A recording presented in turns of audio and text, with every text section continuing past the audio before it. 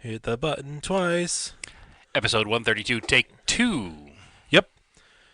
We started recording on that and Yes. then didn't hit record on this twice. Right.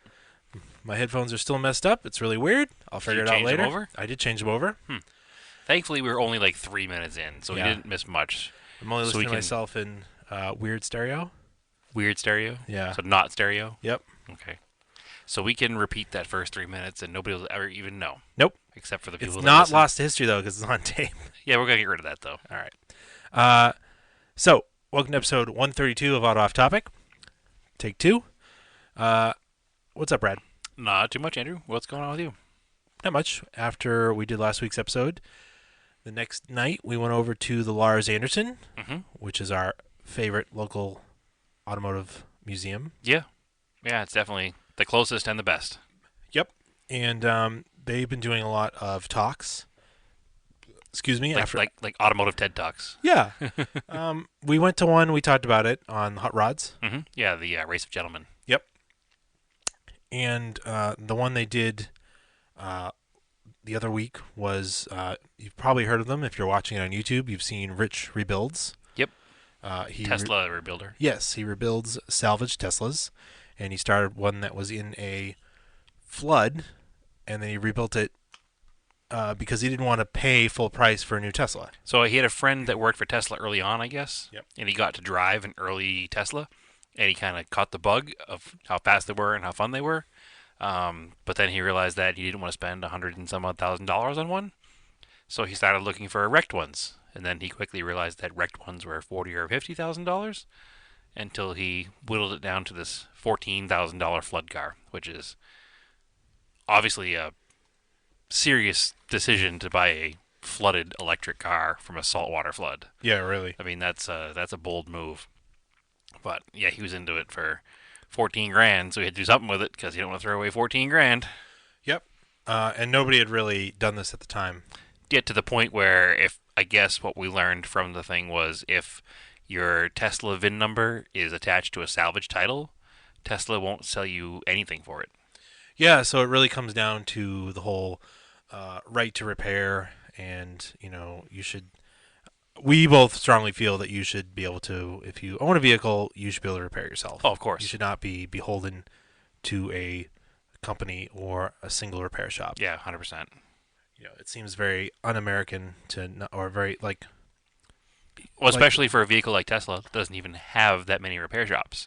exactly. They have less repair shops than there are states in this country. Yeah. So there are places where if your Tesla breaks, you have to ship it to a repair facility Yeah. and wait weeks to months to get it repaired. And the other thing, what about body repairs? Like, don't you have to go to Tesla? You have to go to a Tesla approved body shop, Yeah.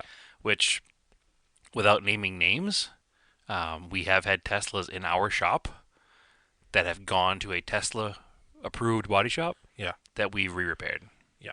Because they won't sell us parts because we're not an approved vendor, but their approved vendor isn't great. And we had a Tesla that we had to reline up the doors on that had two doors replaced. Is on it. that car aluminum? I think the whole car's aluminum. Yeah, Okay. yeah. We didn't do any body repairs or anything like that.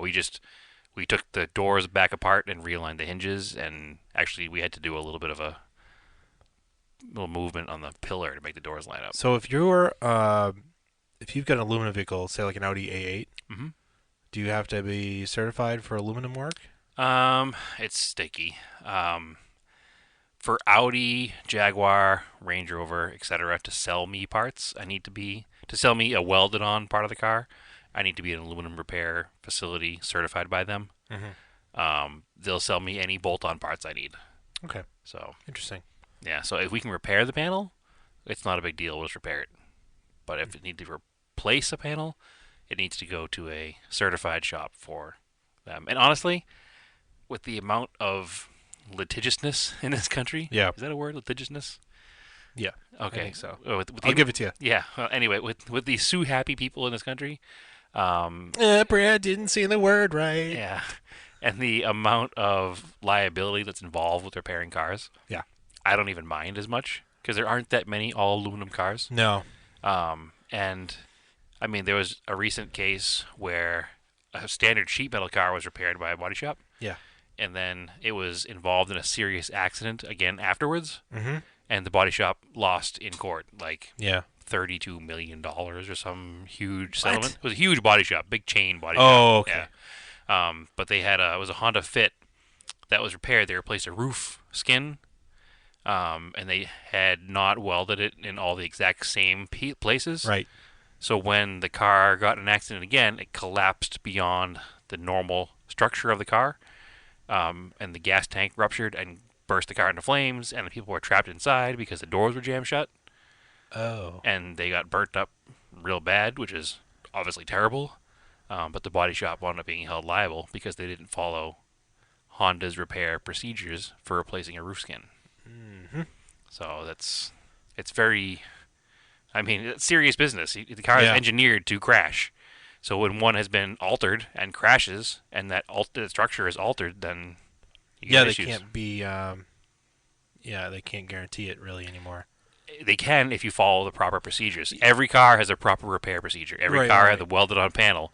You go to the manufacturer and you can get exactly where to weld, where to glue, because they do use glue now in a lot of panels as well. Mm-hmm. But you have to follow all of the factory specs so that if something, God forbid, that happens again, the car gets wrecked again, the car will behave properly in the accident, and if it doesn't, at least you're covered because you did it right. Speaking of those factory specs, the right to repair stuff is that in Massachusetts we have a law. Some other states are different. Correct.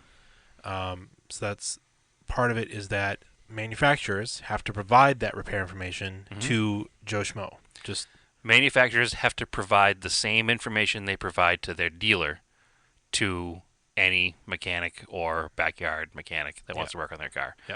But that's what he was actually talking about at the Rich Rebuild Stock, was that the way Tesla gets around that, they don't have a dealer network. they don't have a dealer network. Yeah. So they don't have to provide anybody with anything because they don't provide dealers with anything because they don't have dealers. Now, what's interesting is that I remember working at Mitsubishi, you could order a Mutt 3 tool. Yep.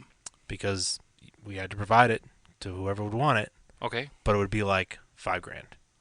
Which is reasonable compared It's to most of them. It's like an entire laptop that Yeah. they send to you. Yeah, it's a very specialized computer just for fixing Mitsubishi electrical problems. Well, it was a Panasonic Toughbook with software on it, All right, so it's a very specialized which program. is what most of them are. Yeah. They're whatever manufacturer's specific software program, and then they just throw it on a Toughbook. Yep. Because I think they still make those. I haven't But seen those because of the advertised in a Right to while. Repair Act, that's why you can buy a Snap-on scan tool now that can do a lot of the same functions Mhm. because they're given the code, I Mhm. guess, to the factory computers. Yeah. Or they it's- backtrack it or something. Oh, but I'm forgetting. It's J something pass through is like I don't know. it's like the code how the computers. I know the can't do basics it. of how to use the tool, but I don't know much about the It's like J396 or something. I don't know numbers or anything like that. It's just like the code. But anyway, We wind up using them all the time at work when repairing cars because after you've replaced airbags and stuff, you have to reset the system. Mhm.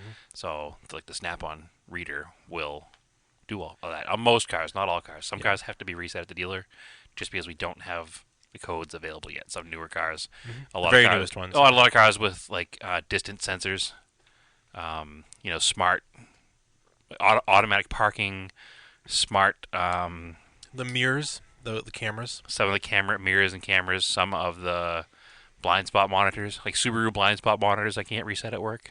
Yeah. Which is annoying because we do a lot of Subarus. Yeah. So like a fun fact that's really only fun to us is that we went to high school with Rich. Yeah, it was interesting because we were sitting there and he walked out, and I'd seen the videos, like a bunch of them, and I'd never put two and two together. I knew he was from Massachusetts because I see him driving around Massachusetts a lot in his videos, Yeah. but I never really just because the camera's not always focused on him. Obviously, he holds the camera during most of his videos. Yeah. But he walked out, and I was like, "Oh man, we went to high school with him." And you're like, "No, he didn't." I'm like, "Yeah, we definitely did." Yeah, and one of the videos I actually recognized the shop he was at. It Yep. was like next town over. I was like, oh yeah, okay. Yeah, he's fairly local. But he was between years that we went to high school. Yeah, so- we were 3 years apart, and he was a year in between us. Yeah. So, and like you said, he wasn't into cars much in high school until he got his license. So we didn't know him as part of the quote unquote car guys. Yeah. So But it's super cool. I'm super interested in EVs. I'd like to learn more about them. They are coming. I'm I'm still on the fence. I think I'll probably never own one personally. You probably never Um, will have to. There'll still be used gas cars for a very long time. I do have a more solid interest in an electric motorcycle Yeah, for like because they're a lot a cheaper. local commute Yeah, they're a is lot cheap. They're perfect. a lot cheaper, and most of them have enough range to go for an enjoyable ride and make it home. So Or just to go to work on a nice day. yeah, If you've got, a commute that's 10 miles or less, right. that's perfect. Like, Even more miles than that. So it's funny. I guess, but I'm just thinking like, I'm noticing a lot of electric motorcycles are sold based on hours versus mileage, hmm, um, which is kind of a more interesting concept because it's more like a power sports thing. Like you buy a jet ski, you know what I mean? It's sold on hours, right? Or yeah, a boat, it's sold on hours. yeah, And they're kind of doing that with these electric motorcycles because they're going to be selling the same drivetrain in a quad or in a dirt bike, which mileage isn't as important on something like that, but hours are. yeah. So some of these electric motorcycles have a 2.5, 3.5 hour battery charge, which is way more than enough for a nice, pleasurable Sunday morning ride. So they have my interest a little bit more because electric cars right now, to buy one that is good, is expensive. And Teslas aren't even that good. I'm sure these electric motorcycles probably aren't as good as the comparable Honda either, but Well, Honda has now started to make electric stuff. even Harley Davidson has. And once but once people that know how to make motorcycles like Honda and Harley Davidson get into making Mm-hmm. EV bikes, Mm-hmm. game over for the little people. It's Like, going to be the same with cars, though. yeah, Once Mercedes makes a Tesla, who's going to buy a Tesla? yeah, The exactly. few Tesla Yeah, faithful? But are the few Tesla faithful enough to keep selling I Teslas, or is Tesla going to wind up being a component supplier yeah, to the major OEMs? yeah, like building batteries. Yeah, absolutely. If you think Porsche is not already working on an electric sports car, that's going to be amazing. I mean, they're talking about it Yeah, already. It's not a like secret. like it will drive like a Porsche. It's not going to be Mm-hmm. bad.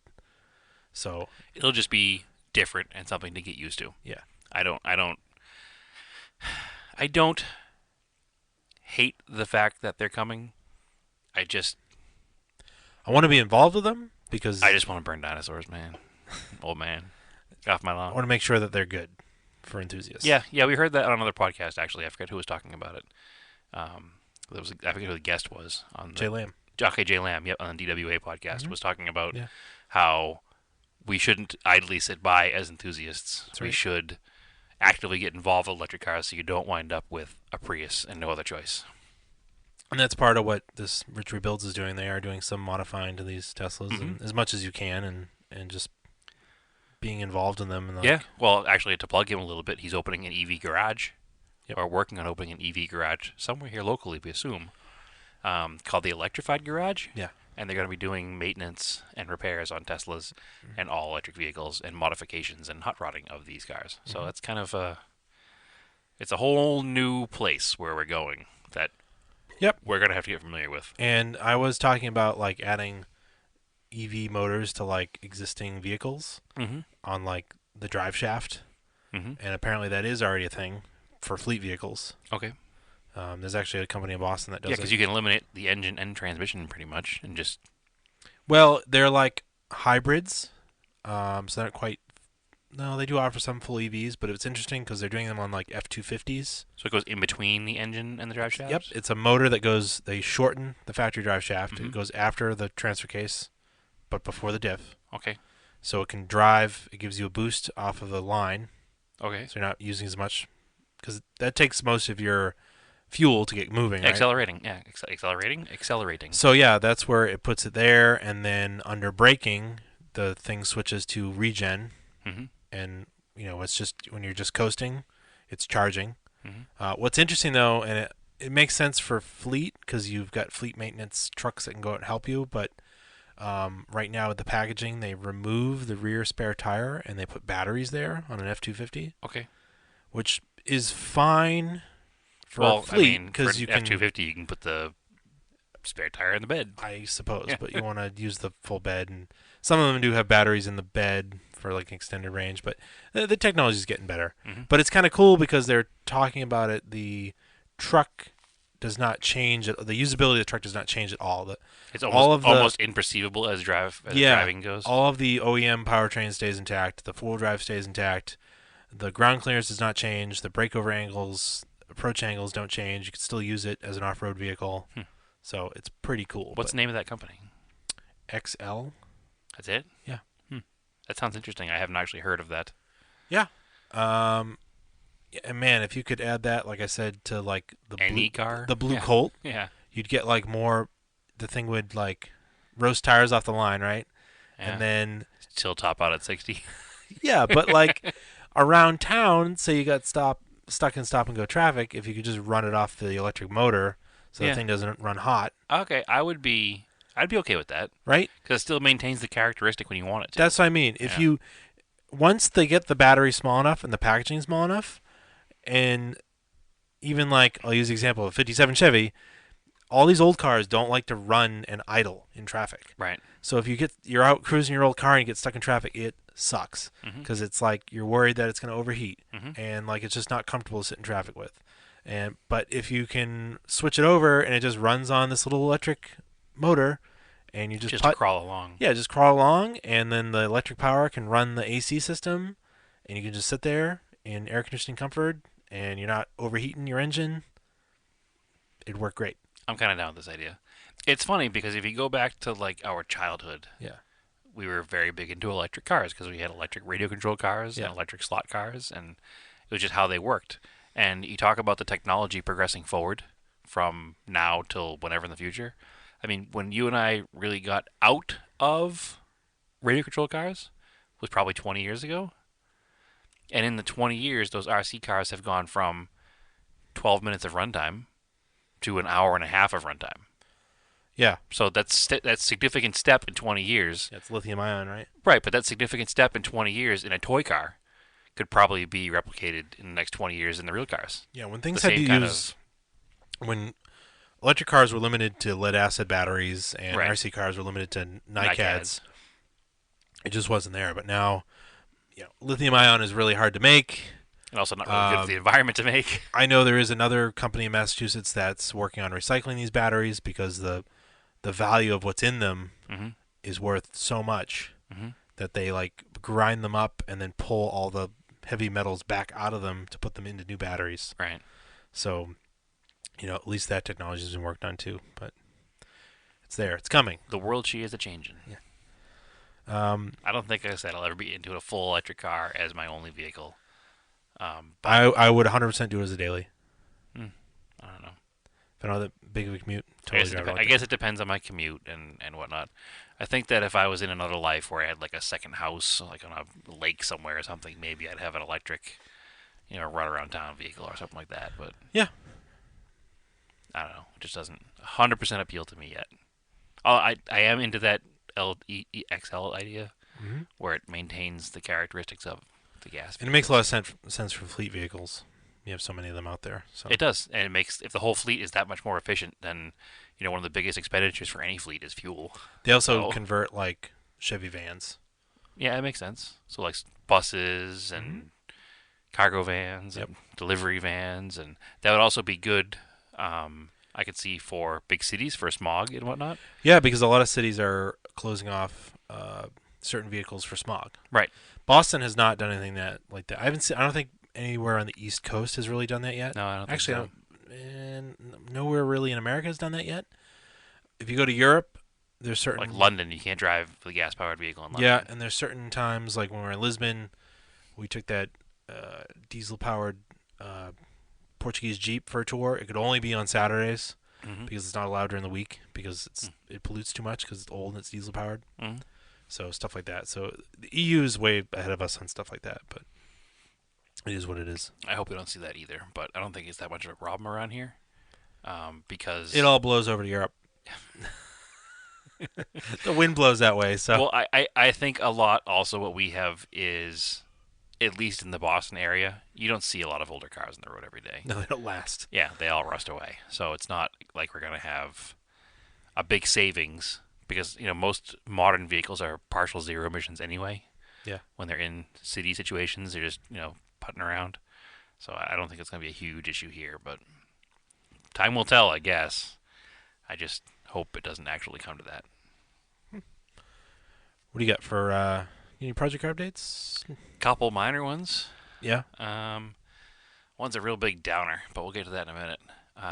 So we've been talking about that Conquest a lot, Yeah. that purple Conquest, which you have me now calling purple, even though it's maroon. It's purple, man. It's the same color as my shirt here, Durban maroon. I call that purple. It's definitely not purple, but whatever. Okay. Um, it's making that weird noise. We did finally pull it into the garage and like give it a good listen. We haven't taken anything apart yet, but we're pretty convinced it's the top end. It's kind of loud. It's like a very loud rocker noise. Yeah. So I think the plan is maybe this weekend, pop the valve cover off, and just see if there's any obvious signs of anything. I mean, I've done the top end of the Raider so many times. We could pull the top end of that car off in probably 30 minutes. It's not very difficult. Probably. So that's one thing to think about. Because I want to either keep moving forward or move it on. You know what I mean? I don't want to waste time with it because there's so many other projects. But I don't want to give up without realizing exactly what Right. it needs. So there's that. The big downer is back to the Raider. Oh, the Raider. Yeah. What's that doing? Oh, nothing good. Nothing good. Nothing good. Nothing good. Hmm. So when we first put the cylinder head on the car, we had an issue with like oil blowby going Yeah. into the exhaust Yep. and blue smoke out the tailpipe. Yep. So we did valve seals, Right. and everything seemed hunky dory. It did. It didn't smoke at all. Nope. All of a sudden, what day was yesterday? Yesterday was Tuesday. So Tuesday. So yeah, last night I went to put the blue Colt away Mm-hmm. and take the Raider back home. And when I fired it up in the driveway of my rented garage, it was literally like filled with blue smoke. Something let go. Mm-hmm. I don't know what let go, but something let go. Mm. I made it home. Once I was at speed, it wasn't smoking very bad. And I made it home, and this morning I drove it to work, and everything seemed like kind of okay. There was a little puff of blue smoke when I started it at work. But then when I left at the end of the day to drive the vehicle home, I started it and immediately smoked out the entire parking lot at work. Oh man. And then I drove out of the parking lot, and there was a big cloud behind me. And I got to the street, and I hit the gas again to pull into traffic, and another big cloud behind me. I made it most of the way home, and I got caught at a red light. Yeah. And when I took off from the red light, another big cloud behind me. So Huh. once it's moving, it clears up pretty well. And then once it idles for 15 seconds, it builds up the blue smoke again the second you hit the throttle. Huh. So I don't know if one of the valve seals let go, if maybe when the vehicle was running lean, I damaged a valve, Yeah. or maybe there was some other issue that isn't even on the table yet. But I guess that's going to need to come apart again too at some point. Hmm. I need to figure out what I'm going to do with that vehicle. Hmm. Got to stop the bleeding somewhere. But I do like the truck. Yeah. When it works, it's fun. I want to go off road with it. I want to do things with it. Yeah. I don't want to get rid of it and not have an off road vehicle, and not have the money to buy a different off road vehicle. Well, I mean, there's non-rusty ones in Arizona. Everything is money. And I want Yeah. to go off roading this summer. I don't want to wait. Like that was the whole plan to put the whole vehicle back together, was to take it on trips this summer to do things with it. Yep. But obviously, I can't go out in the woods dumping blue smoke everywhere because A, it will tick off everybody going off roading with us, and B, that's pretty shitty for the environment. Yeah. So I'm not going to do that. Sounds like you need an electric hybrid conversion. Yeah, just full electric Montero. Mm-hmm. Anyway, so I parked that. I'm not driving it. I borrowed a vehicle to come here this evening because that's just what you do. Yep. I'm actually buying a car this week to be a normal daily driver. Yeah. Like I'm going to be like a normie, like a regular person. It's still like an enthusiast car. Well, I went for the least normal car. I mean, do you want to talk about it? Or do you want to talk about when you get it? And let's make sure it happens first, All right. I guess, before we talk Yeah. about it too much. But like, I'm pretty sure it's got to be purchased. It's a late model vehicle. We'll give hints. It's a late model vehicle It's manual. with a manual transmission It's a long roof. and it's a long roof. Yep. Yeah, that's all you get right now. It's not a WRX. No. We don't need any more WRXs. And it's a low mile car, so we shouldn't have to worry about doing I don't need anything any to more it. WRXs. Yeah, we shouldn't have to worry about doing any work to it because it's a low mile, one owner, clean car. If we do anything to it, it'll just be fun, like wheels and springs and call it a day. Bolted on wheels. Well, if I put wheels on it, it's gonna need a slight lowering just because that's how cars work. Need to look good, but yeah. So hopefully by next Wednesday there'll be a new car in the mix because I'll need to take my daily driver Raider apart again anyway. Yeah. So Anything else? I don't think I have much else. Oh, I went to Oh yeah, Durr. the day after we went to see Rich rebuilds of the Tesla stuff. Yeah.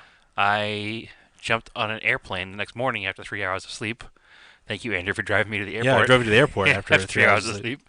And I flew to Phoenix. Not true. No. I flew to Dallas.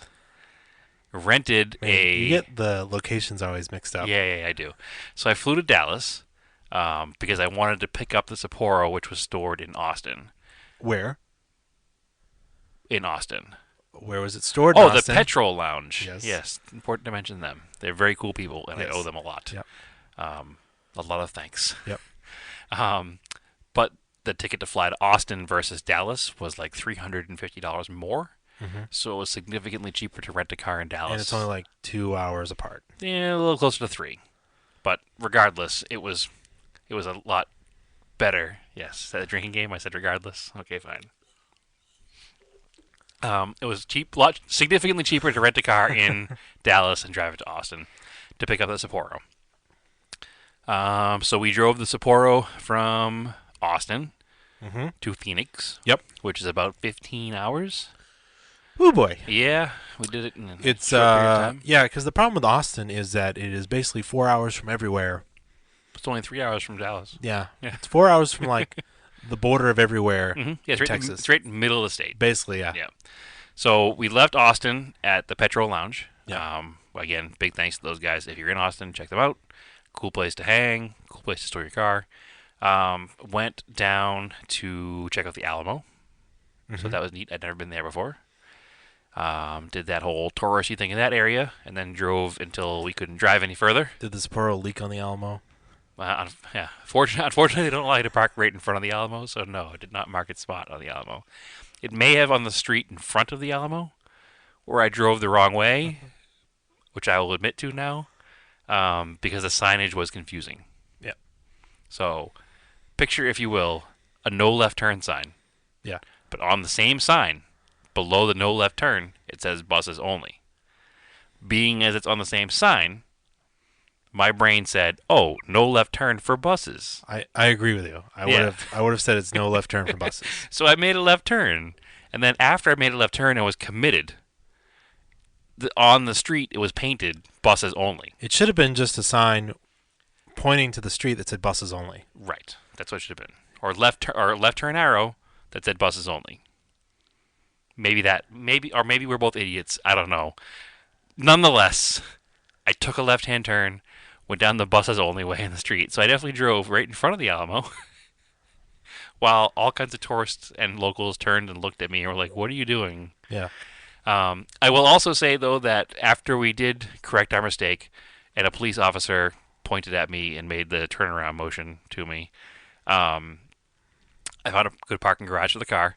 We walked back down to the Alamo, and while we were there, a couple of buses drove down there, but a couple other people did too that were not in buses. Okay. So I was not the only one confused by the signage. And you'd be like, mass plates. I don't know. Yeah, exactly. I'm a tourist. What do you want from me? It must happen a bunch of times a day because I don't see how it doesn't. No. I don't see how it doesn't. Yeah, I know they don't change the sign. Whatever. Somebody's not like, what's happening here? Right.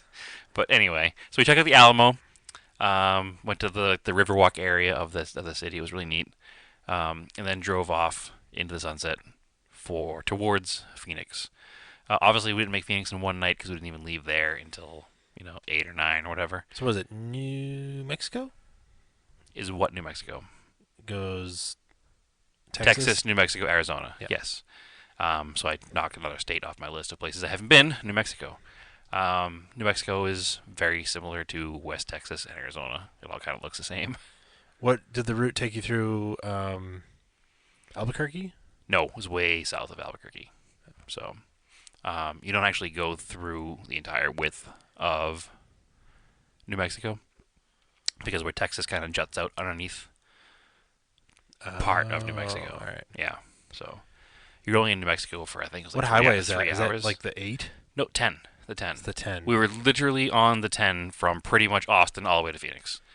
It was like GPS, turn in 1,333 miles or whatever it was. Yeah, and the 10 would take you all the way to LA. Yeah, it would keep going all the way to LA, yep. So, but successfully, the Sapporo has now been driven from my house in Salem, Massachusetts, 3,300 miles across country to Phoenix. So, I mean, that was a major event worth celebrating, I think. So, it was success. We made it there. The car is now with former guest of the show, Ron, at RonLP on Instagram, in his garage where he made a spot for me, which I don't deserve, but I will take. So thank you, Ron. Amongst his collection of oddities as well, with his Starion, his wife's first gen CRX, second gen CRX, second gen CRX, and his first gen MR2. So gets very happy there. Once I made it to Arizona, my trip there to drop the car happened to coincide with the kickoff rally for the Copper State 1000. Yeah. Which is a high-end vintage car rally through northern Arizona, starting in Phoenix. It started at Tempe Diablo Stadium. Tempe Diablo? Tempe Diablo Stadium. They're like a double A team or something? It is a double A team, yep. It's actually where the Angels do their spring training. Yep. Oh, so spring training must be over now. Spring training ended Sunday when I was there. But there weren't any games at the stadium, obviously. Because parked on the field were the 80-something participants of the 2019 Copper State Challenge. Copper State Classic? Copper State? Yeah, Copper State. Copper State Classic. What? So is this a touring rally? The touring rally, yep. Along the same lines of the Snowball Rally or like DWA's Coastal Range Rally, that kind of thing. Just a spirited drive through the mountains. No winners, no losers, no competition, just out having Millions fun. of dollars. Millions of dollars. 300 SLs, E-Type Jags, lots of 911s, Bentleys, like 30s Bentleys, a 38 BMW convertible, like real cool stuff. A full-on Mark 1 RS 2000 right-hand drive, full-caged BDA Escort Cosworth. Real AC Cobras, multiples. Interestingly enough, there was a 1955. Oops. A 1955. It was some random name you told me. Was it an Oscar? Oscar. Yeah, 1955 Oscar race car that had mass plates on it, which I thought was interesting. And I took a picture of it, sent it to my father, who runs the Mistlewood Concord Elegance. I was like, hey, check out this 55 Oscar with mass plates on it. And he goes, oh, cool. There's one of those coming to Mistlewood this year. I was like, oh, interesting. So he sent me a picture of the car coming there. And he's like, that could be the same car because it's the same color. A lot of them are red, but there aren't that many of them. No. I was like, find their name, please. So he found the name of the driver, of the owner of the car who was bringing it to his show, and it was the same car. So the car this week was driven, a couple thousand miles in the Copper State Classic, and it will be shipped across country for July to be in the Mistlewood Concord Elegance in Beverly. Cool. Yeah, that was really neat. So, yeah, a lot of cool cars there. I think my personal favorite, there was a Lancia Fulvia HF. Oh, I like those. That was really cool. One of the Speaking few of front-wheel drive cars that I love. All aluminum cars. I thought the HF was all aluminum. Maybe. I don't know the enough. regular Fulvia I know there's a is not. significant weight difference, so maybe that's why. Yeah, the regular Fulvia is not we looked this up a while ago because there was an HF that showed up to the Mistlewood Concours Yeah, there d'Elegance, was. and we're like, "What's the difference?" And the HF is an all aluminum body. Yeah, check it, check it, check Okay, I'm checking it right now. Yeah. Why it. not?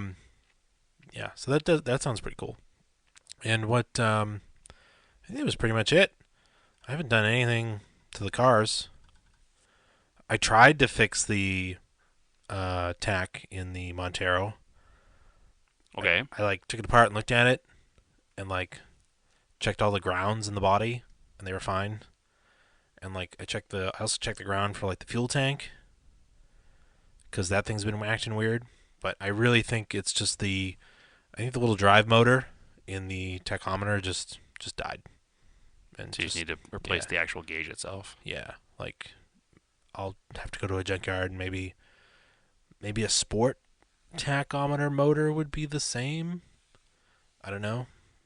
But Definitely steel cars. really? Yep. I thought they were aluminum bodied. Darn. Well, whatever. Regardless. Anyways. Enough of the regardless thing, anyways. Um anything else? Okay, so the early HFs, Yep. Series 1 cars, Yep. bodywork was lightened by removing the bumpers, using an aluminum bonnet, doors, and boot lid. So the shell of the car was still steel, Okay. but all the bolt-on peripherals were aluminum. Okay. We're close. Yep, so that's what the difference was. Oh, and actually speaking of, you mentioned Ron earlier. He had a special question for us. He did have a question for us. Let me pull out the question block here. Which you can always ask us questions anytime during the week, and if we have time, we will ask them. Yeah. Here is his question. Mm-hmm. It was actually interesting. It was brought up by other discussions we've had on the podcast. Yep. Just for the sake of discussion, I've heard you mention it several times that you'd be okay with Mitsu rebadging Nissan products for the sake of keeping cars in market. But since most Nissan cars suck and seem like they may continue that trend, how would you feel about using the other part of this alliance as a badge-engineered conduit to get new Renault hardware back in the U.S.? Yeah, I don't think Mitsubishi needs any more SUVs from Nissan No. because they have plenty of their own SUVs. The stuff I've seen from them during my European trips is pretty nice, and the HP cars like the Megane RS and even the Clio RS would be an easy way to fill the gap left over by the Fiesta, Focus, ST, RS, etc. Or is a French car with a Japanese badge just fundamentally wrong for the universe?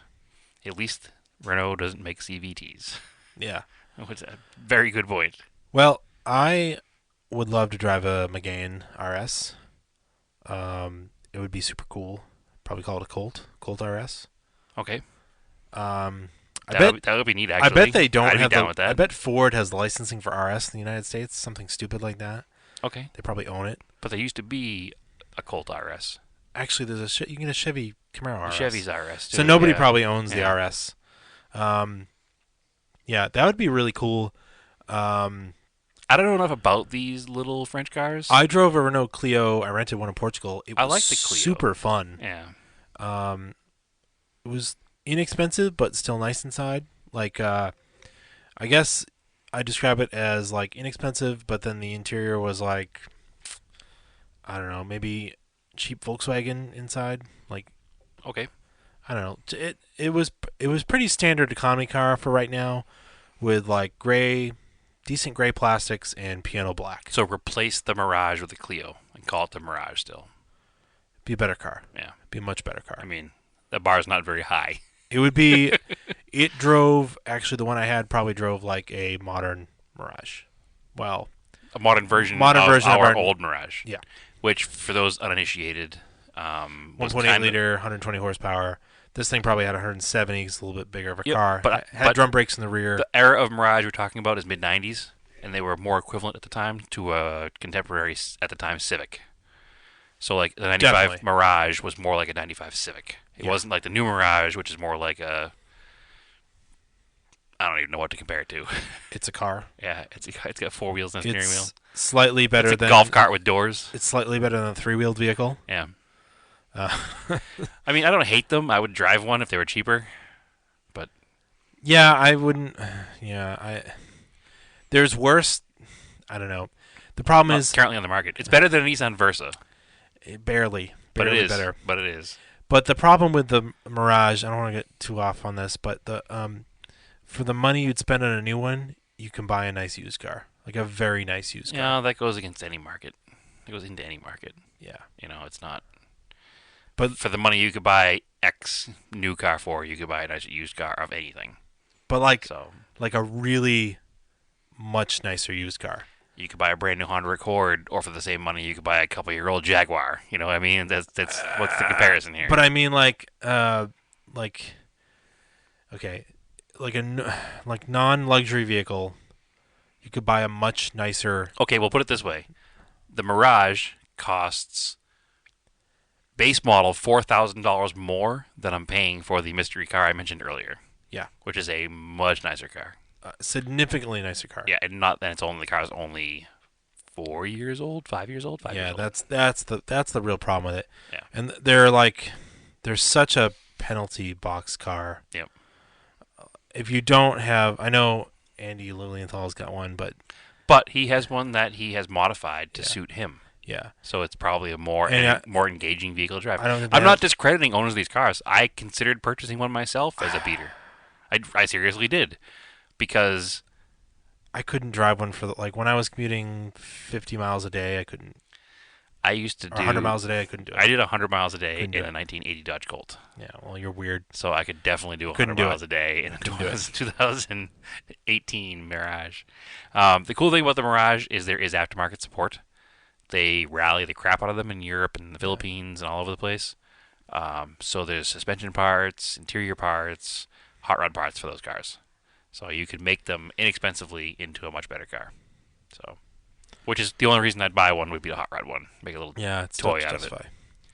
It is tough to justify, which is why I didn't buy one, and I bought the car that I bought.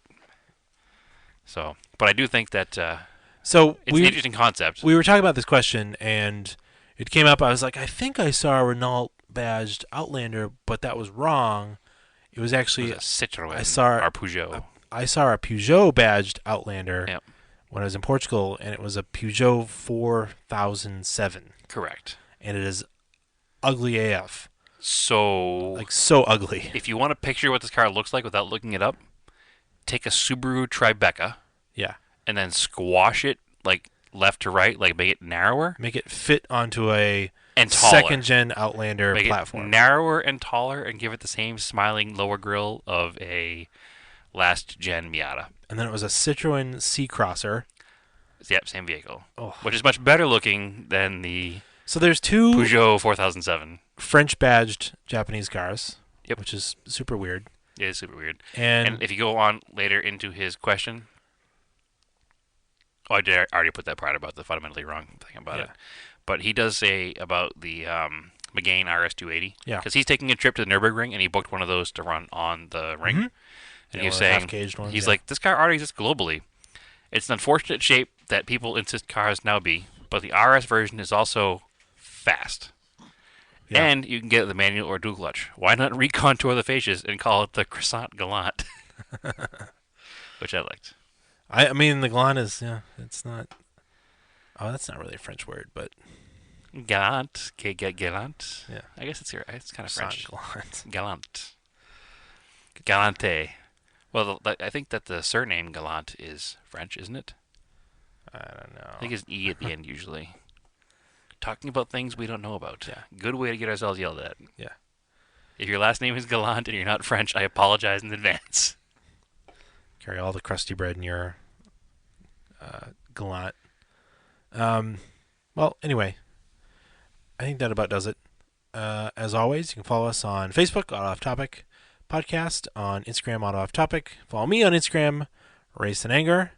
Again, we haven't done this in a while, but if you really like the podcast, please go like and subscribe on iTunes. We're also putting these videos up on YouTube, so if you go subscribe to our channel, that helps us out. Brad, Galant is a surname? Yep. From a family of Jewish scholars in the Middle Ages. oh, okay. That is not French. Definitely not. Brad, where can they find you? I am on Instagram at TSISS350. If you haven't gone to our Facebook page, or if you missed the post, go to our Facebook page and look for Steve Booten's meme that he made for Brad. Yes, It's that was pretty pretty funny. funny. It's on the Instagram page too, isn't it? Is it? Yeah. Yeah, go check it out. Give it a like. Keep cars analog? Or don't force people to do what they want to do, Andrew. No, do it. Keep cars analog and aim for the roses.